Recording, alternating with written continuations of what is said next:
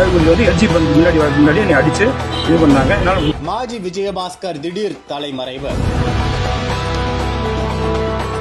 100 கோடி சொத்தை பிடுங்கிட்டாங்க. அவர் பேர்ல 4 லட்சம் பேர்ல கரையம் பண்றாங்க. அதுக்கு உண்டான தொழிலதிபர் கொடுத்த புகார். களத்தில் குதித்த சிபிசிஐடி போலீசார். கதிகலங்கி கிடக்கும் அதிமுக கூடாரம்.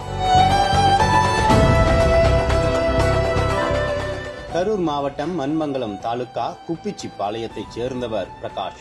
இவர் கரூர் காவல் நிலையத்திற்கு புகார் மனு அளிக்க வந்தபோது செய்தியாளர்களிடம் கூறியதாவது: நான் நாமக்கல் மற்றும் பரமத்தி வேலூரில் எனது மனைவி மற்றும் உறவினர்களின் பெயரில் எலக்ட்ரிக்கல்ஸ் கடை நடத்தி வருகிறேன். எனக்கு கரூர் அதிமுக மாவட்ட செயலாளரும் முன்னாள் அமைச்சருமான MR விஜயபாஸ்கர் அவரது தம்பி சேகர் மூலமாக அறிமுகமானார். அதையடுத்து எங்களுக்குள் பல வருடங்களாக பணம் கொடுக்கல் வாங்கல் வரவு செலவு இருந்து வந்தது.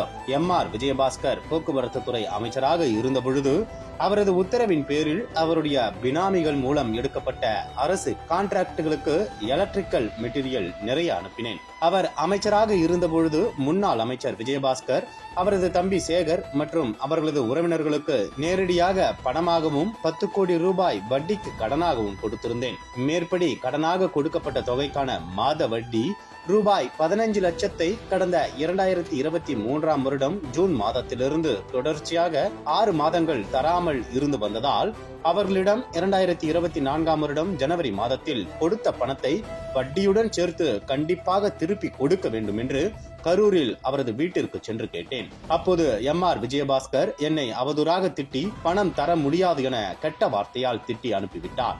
மேற்படி சம்பவத்திற்கு பின்னால் ஒரு வாரம் கழித்து என்னை கரூர் உத்தமி பொன்னுச்சாமி திருமண மண்டபம் அருகில் உள்ள அவரது வீட்டிற்கு வர சொன்ன MR விஜயபாஸ்கர் அவருக்கு தறி போட என்னுடைய குன்னம்பட்டி மற்றும் தோரணக்கல் பட்டியில் உள்ள சுமார் 100 கோடி ரூபாய் மார்க்கெட் மதிப்புள்ள 22 ஏக்கர் நிலத்தை அவர் சொல்லும் 4 நபர்களுக்கு எழுதி தரும்படி மிரட்டினார். நான் எதற்காக உங்களுக்கு எழுதி தர வேண்டும்? என்னால் முடியாது என நான் கொடுத்த பணத்தை வட்டியுடன் கொடுத்து விடுங்கள் என்று சொன்னேன்.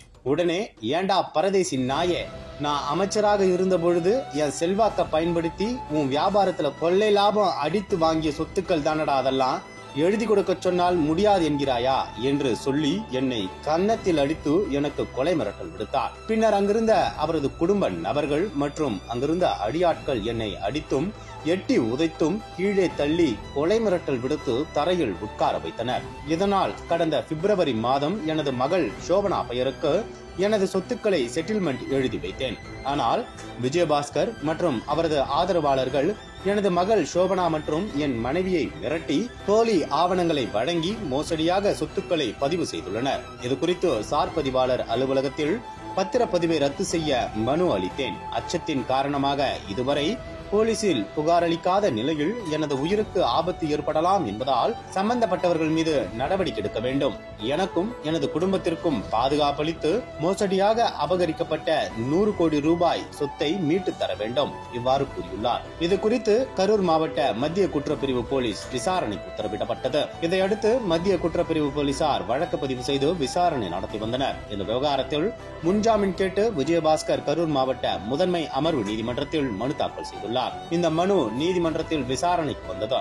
மனுவை விசாரித்த நீதிமன்றம் வருகிற 19ஆம் தேதிக்கு விசாரணையை ஒத்திவைத்து உத்தரவிட்டது. இந்த நிலையில் இந்த வழக்கை சிபிசிஐடிக்கு மாற்றி டிஜிபி சங்கர் ஜிவால் அதிரடி உத்தரவிட்டுள்ளார். முன்னாள் அமைச்சர் கரூர் விஜயபாஸ்கர் மீதான வழக்கு சிபிசிஐடிக்கு மாற்றப்பட்டது பெரும் பரபரப்பு ஏற்படுத்தியுள்ளது. நீதிமன்றத்தில் முன்ஜாமீன் கிடைக்காத நிலையில் அவர் தலைமறைவாகிவிட்டதாகவும் கூறப்படுகிறது. இது கரூர் மாவட்டத்தில் பரபரப்பு ஏற்படுத்தியுள்ளது.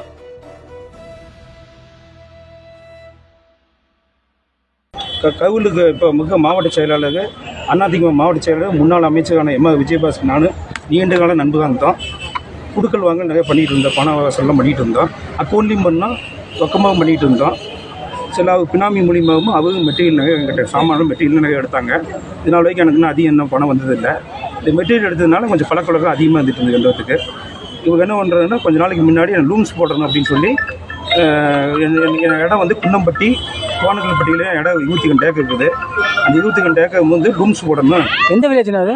எதுக்குன்னா தோணக்கல்பட்டி குன்னம்பட்டிங்கண்ணா. குன்னம்பட்டியில் 17 ஏக்கர், தோணக்கல்பட்டியில் 5 ஏக்கர்ண்ணா. 22,000 லூன்ஸ் போடணும்னு கேட்டாங்க. நான் வந்துட்டு முடியாது, எனக்கு கொஞ்சம் வேணும், என்னால் வேணும் அப்படின்னு சொல்லியிருந்தேன்.